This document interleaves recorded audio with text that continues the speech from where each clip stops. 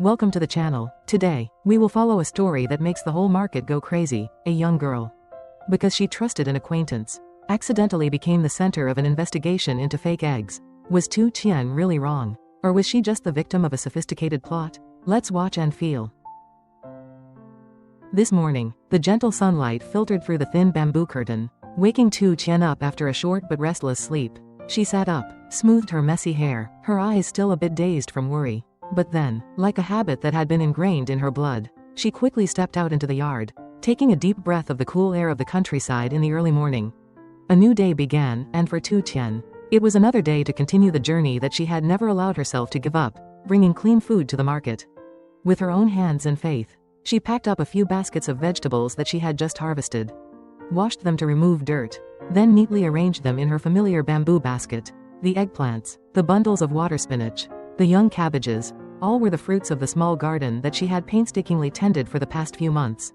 But today, there was something different in Tien's eyes, a new ray of hope.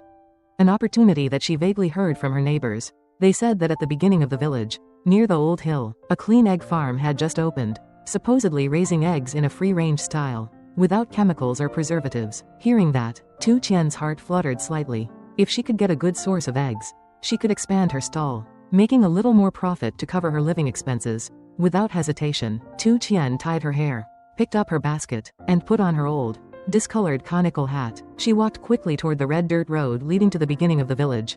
On both sides of the road, the wild grass swayed in the wind as if sending her off.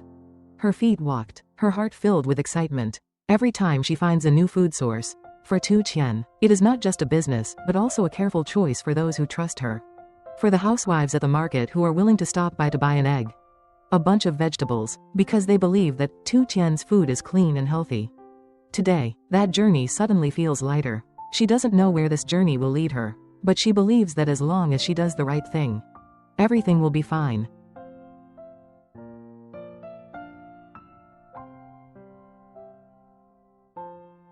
The dirt road leading to the village entrance meandered through the dry fields. Some places were full of rocks and stones. Some were full of ox-cart wheel tracks imprinted on the ground. Sweat began to bead on her forehead. But Tien still walked steadily, her heart eager as if pulled by the vague hope ahead. A moment later, she saw a small, crooked wooden sign on the other side of the road, painted in red, Tam Chicken Farm, clean eggs for sale. She nodded slightly and walked in.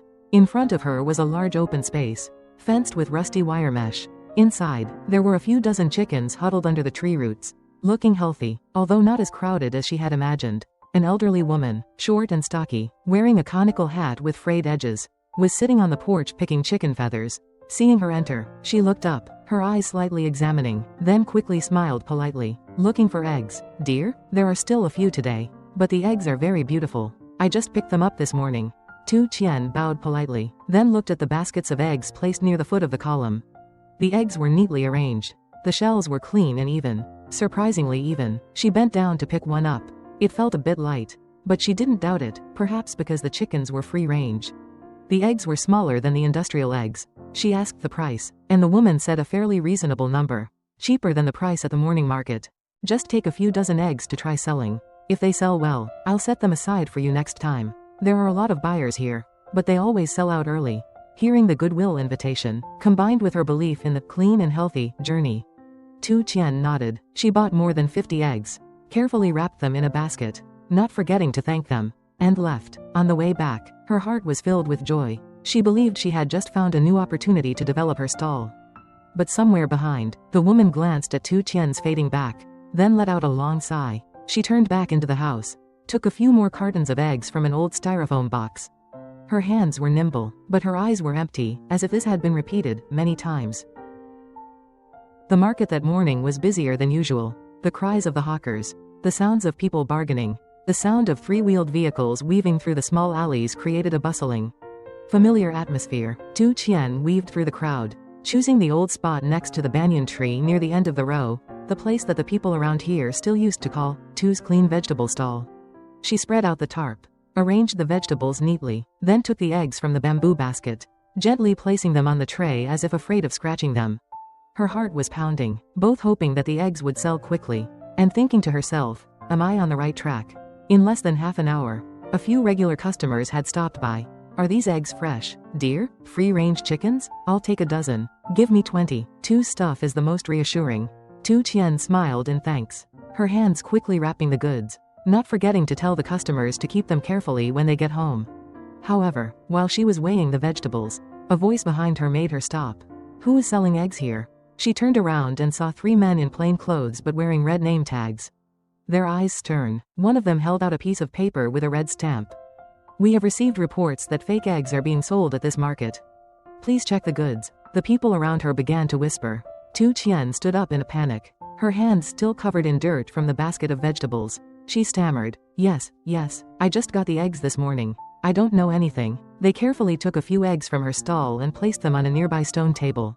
One of them took a small lighter and heated the shell. In just a few seconds, a strange burning smell rose. The other person lightly cut the egg with a thin knife. Inside the fragile shell was a liquid mixture like glue. Without any real yolk or white, the whole market was dead silent. These are fake eggs, made from gelatin and industrial chemicals. Very dangerous if eaten, the officer said sternly. Tien was stunned, her eyes widened, her lips trembled, her hands clutched the faded brown dress. She wanted to explain, wanted to scream that she didn't do it on purpose. But no one asked. All the looks at that moment were no longer trust, but suspicion, alienation. She could only stand in the middle of the market, her heart aching in waves as if someone was squeezing it.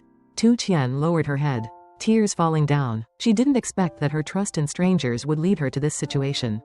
All her life she had been careful with each bunch of vegetables, each egg, but just one mistake, all her efforts seemed to collapse.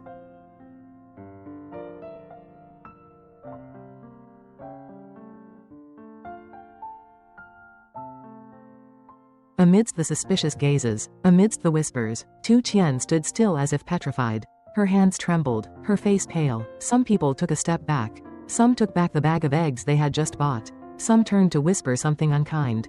I thought he was gentle, but he also sells fake goods. I bought it to eat. What can I do now? At that moment, from afar came the sound of hurried footsteps and an urgent call.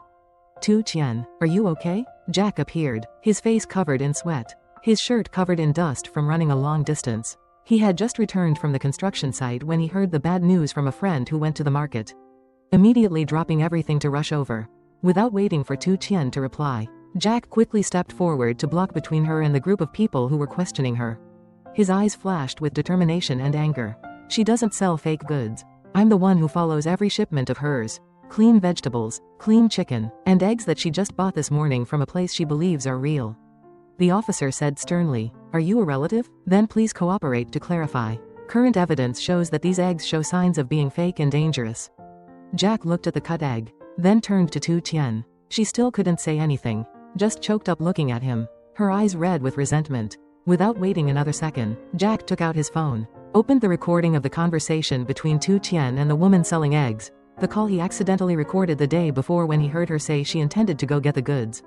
Here, this is proof that she did not produce or know anything about fake eggs. In this recording, the egg seller confirmed that the eggs were just picked up this morning. Clean, free-range chickens. If necessary, I am ready to go with you to that farm to verify. The room fell silent for a few seconds. The officers checked the equipment, listening to each word in the recording. One of them nodded slightly, taking notes, no longer as harsh as before. They said, thank you, we will continue to investigate.